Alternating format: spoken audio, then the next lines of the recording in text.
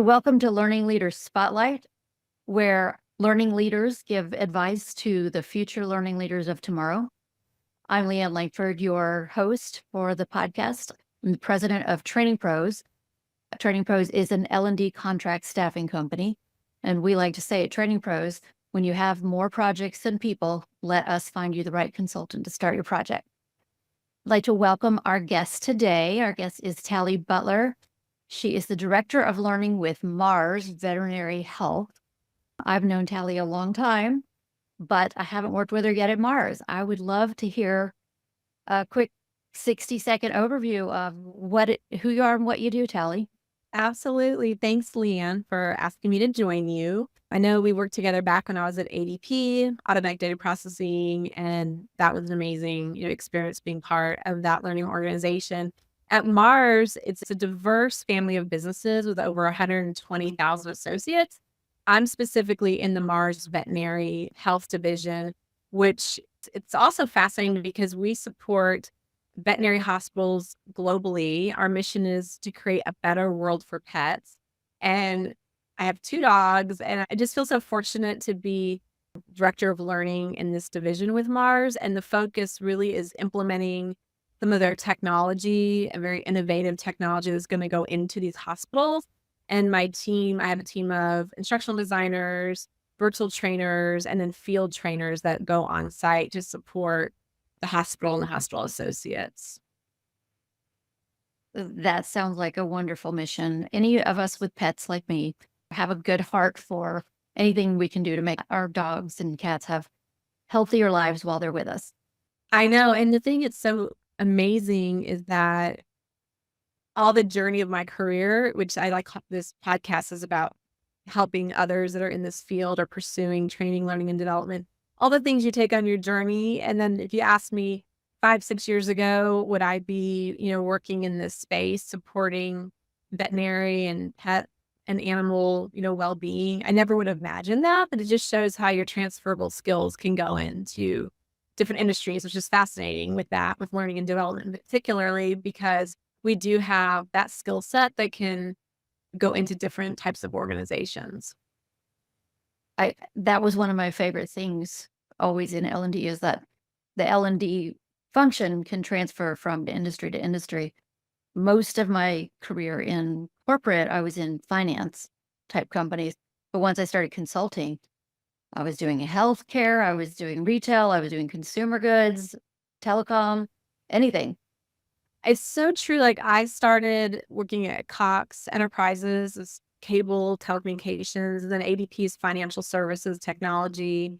And then I was at VMware Broadcom, which is high technology, very high, designing cloud solutions. And then to be over here within Mars, it's just the journey of being in this field is just fascinating and it's exciting. That's fantastic. Would you mind telling your audience how you were first attracted to the field of L&D, learning and development? Great question, because for me, I had to stop and think back. And I think the things that drew me to it and kept me in it is both the creativity and the variety of roles and projects that I was able to be a part of, especially when you're part of a large organization and learning is that critical connector to support business transformation. So I was 14 years at ADP, and I found while I was there, I was in the mix of so many different projects in different roles. I think that's probably what made me stay in this field. And also being a creative problem solver. Sometimes people don't think of training or learning and development as being that problem solver for the business, that enabler to help drive business transformation forward. And so I think for me, it was just being in the mix of all of those different transformations throughout my career. And I didn't want to leave. It was just so great to have all these experiences and to meet so many great people because you get to touch every function sometimes in an organization. Oh, that's amazing. Can you tell me what are the most important things that have happened in your L&D career or that you've seen change in L&D in the last 5 years?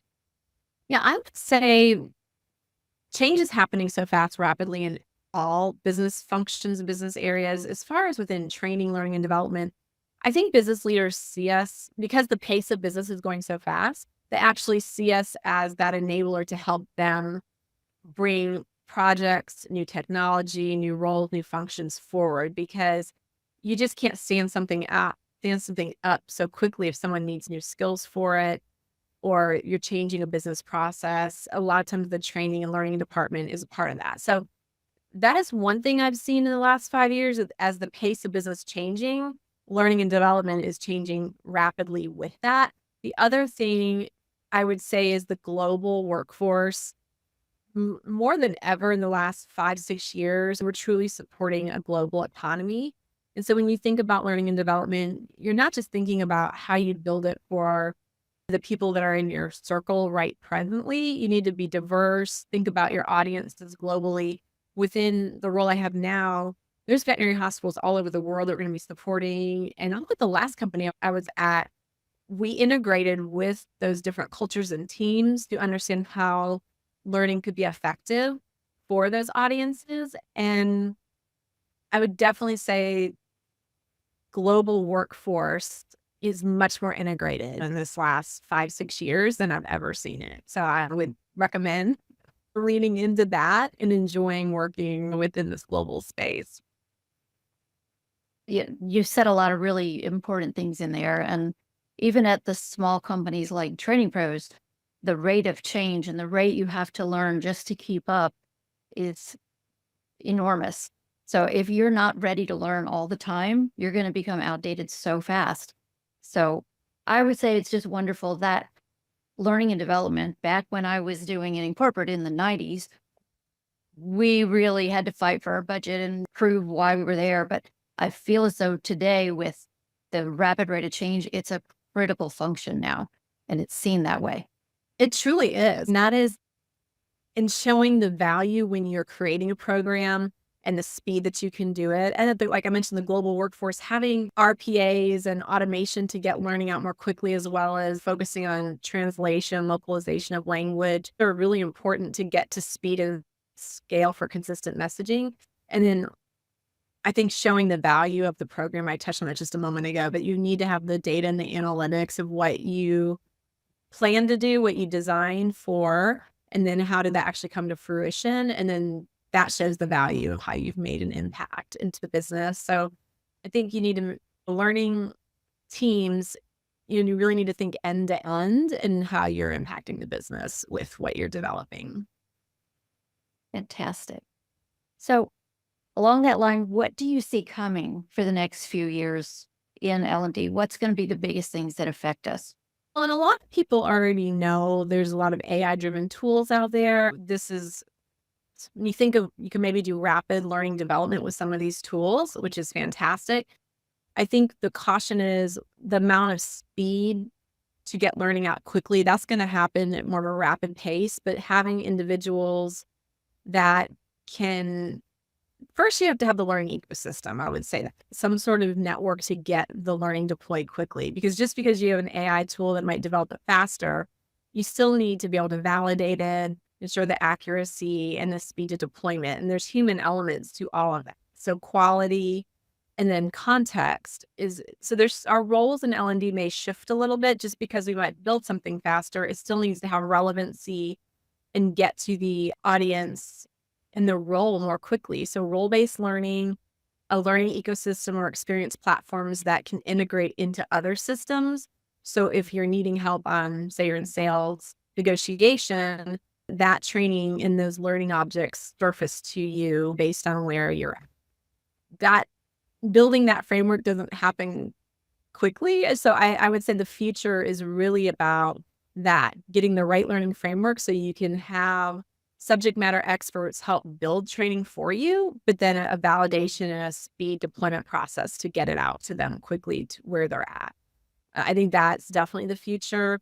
The bite-sized learning is still really popular, and I don't think that's going to change. I think we just have to be careful we don't have so much of it that it's just diluted.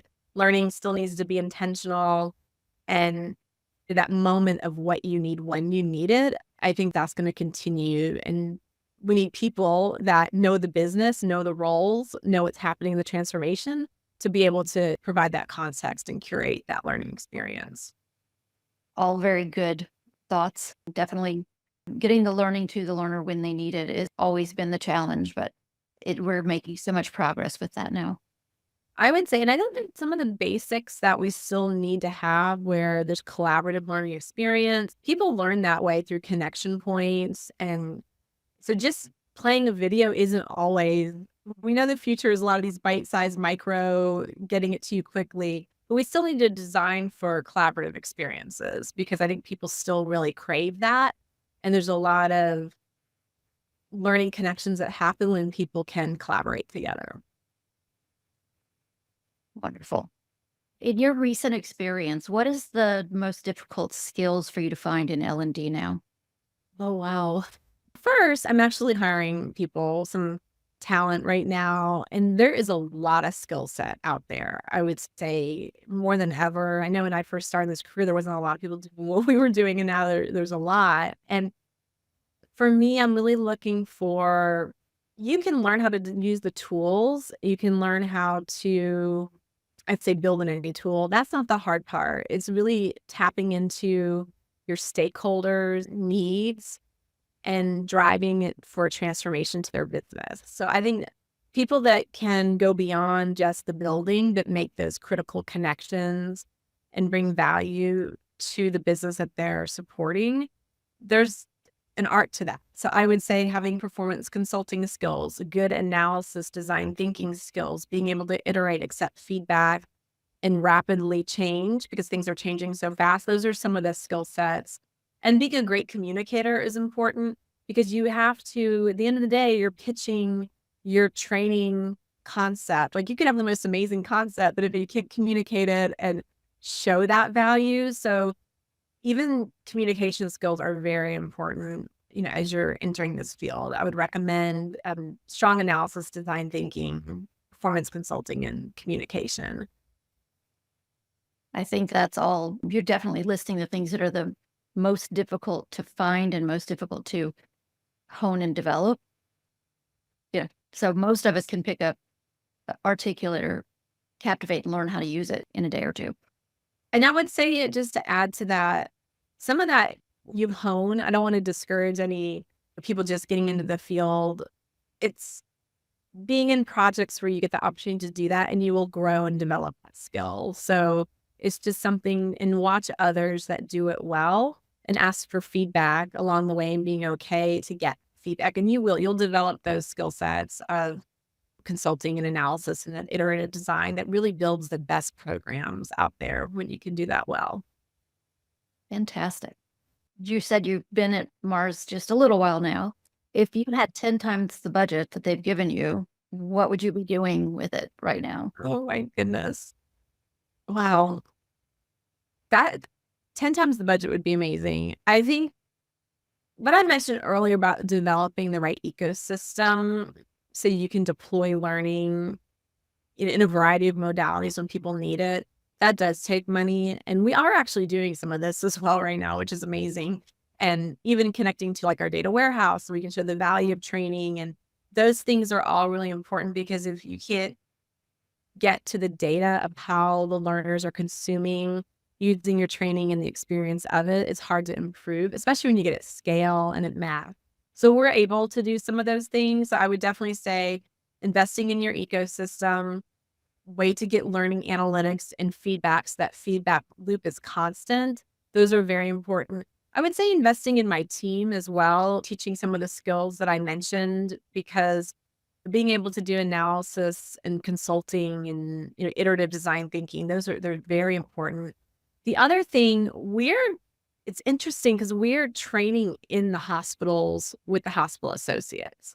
So the other area that we're looking to do, and again, this could cost money, or we might be able to do it without a lot of money, is really how do our teams work in, like I said, a variety of cultures, stressful situations. Sometimes in the hospitals, you're caring for pets. There's a lot happening with the patients. And so my team training in the mix of all of that, I'm going to be investing in my own team so that they can, really help while they're there, while they're deploying, this new system, that they're aware of the surroundings and how they can best equip the associates that they're supporting. So there's a lot of personal skills, like interpersonal skills that are going to be important when you're doing training facilitation. A lot of times it's virtual and we'll have that component too, but we're actually going to be going into these hospitals, which is really a different skill set as well. And then the other thing I would spend money on is really talking about the global economy or the global workforce, the translation into multi-languages. And I know a lot of things happen automation with that now, but we really need to get content to support the global workforce. So ways we can do that more rapidly, I would also invest in that. Those are some great investments. Fabulous. Um, where do you get your industry news? Where do you go to keep abreast of what's happening? I definitely follow TD and the talent development. Because everything's so fast, I've mainly been in LinkedIn lately. When I was in between jobs and it was just a couple of months, but I will say I started to follow people that I hadn't followed before, such as Dory Clark. I believe she teaches at Columbia. She's a Harvard graduate. She's an amazing communicator on thought leadership. James Clear, he wrote Atomic Habits. And of course, Josh Bersin. But I follow all kinds of people on LinkedIn, people that maybe wouldn't traditionally follow. And I read, like Dory, I uncovered her by reading something else. And she's got such brilliant concepts. I think find what works for you. For me, LinkedIn, there's snippets and they're quick. And then I'll follow another person and it just creates this network. But I think you have to find what works with your schedule and just be diverse. That's the one advice I would give is follow people maybe you normally wouldn't follow. Okay, that's great advice. You're not the first person I've interviewed that has listed LinkedIn as their main source. Yeah. I know, not trying to give a plug to LinkedIn, but it's just fast and easy. And it is, and it gets you across a breadth of things that are going on, and then you can deep dive into something as it comes up. Absolutely. I like to ask this question, and I've actually already read a couple of books that my guests have recommended based on their recommendation. What book would you recommend to someone wanting to move into learning leadership? As far as leadership, I was thinking more lately, because I've been looking at design thinking more. There's design thinking for training and development, which it takes Addy to the next level as far as how you can have an Addy model, but then really about refinement, stakeholder management, like I mentioned, and focusing on the business needs of an organization, because ultimately training is there to support the business needs and the functions and the roles. The other thing is Josh Bersin, Irresistible. That book has been out a few years. I just recently finished it. And I think the thing about Josh Bersin, a lot of us have followed him in learning and development, and some of his original work is amazing, and his current work is too. But Irresistible speaks about the culture of businesses and how training and even HR, how you're there to support the business and the network of teams and the culture that you're building. So there's a lot of concepts in Irresistible that to me, learning is about many things. And one of it is helping define the culture of an organization. And I would definitely recommend Josh Bersin's Irresistible, especially if you're thinking holistically at the leadership level as you work across all the functions in an organization. So I haven't read Irresistible, but I do have a copy of the other book you mentioned about design thinking. That's definitely one that's to stay abreast. I'm an instructional designer by trade. Every time there's a new iteration of how we're doing design, I have to jump right on that and keep abreast so I don't go out of date. Right. Absolutely. Yeah. I appreciate those recommendations.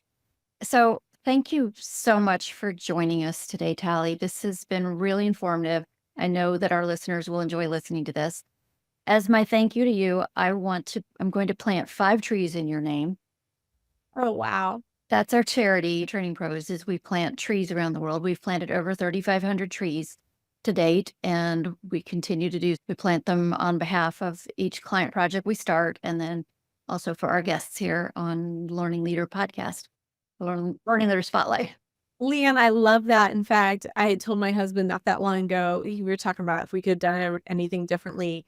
And here in North Georgia, I go past this tree farm. I would love to own a tree farm. I love trees, the woods, I'm a big believer in trees and I don't want any trees to be kicked out of my yard. I just love it. So thank you. That's a great surprise. And I'm really thankful that you're doing that.